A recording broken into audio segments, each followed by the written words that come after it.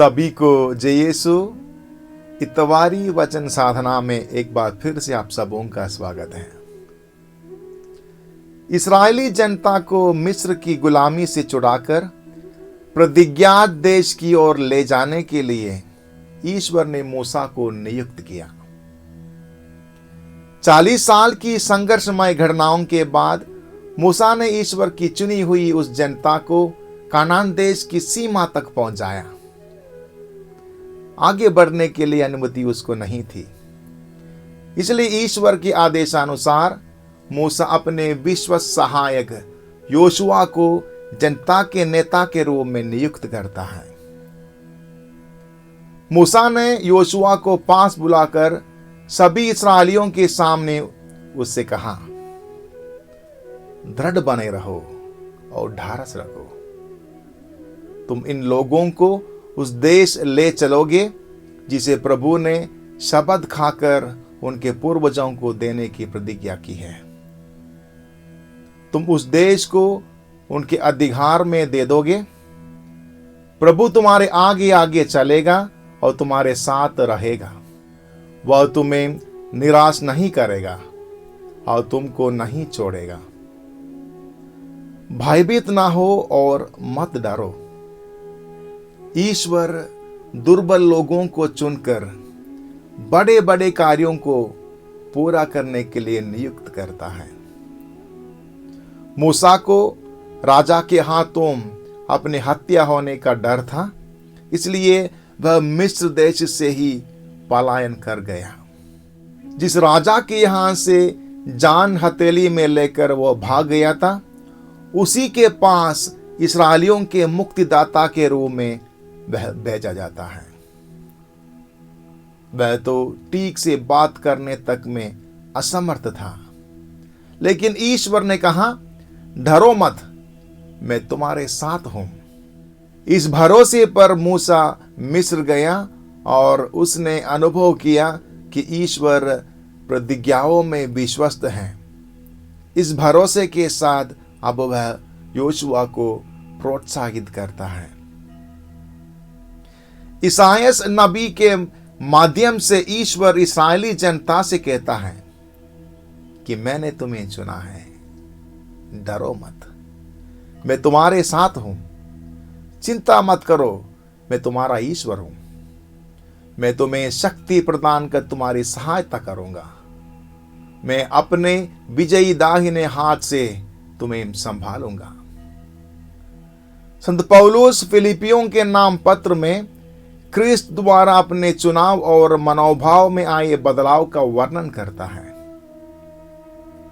यहूदी धर्म संहिता के पालन की दृष्टि में वह परिपक्व था। संहिता पर आधारित धार्मिकता के दृष्टि में वह निर्दोष था।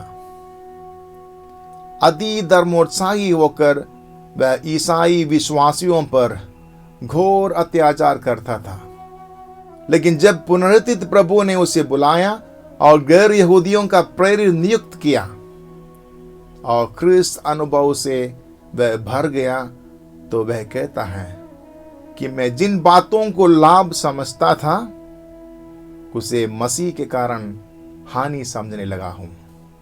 इतना ही नहीं, मैं प्रभु ईसा मसीह को जानना सर्वश्रेष्ठ लाभ मानता हूं और इस ज्ञान की तुलना में हर वस्तु को हानि ही मानता हूं।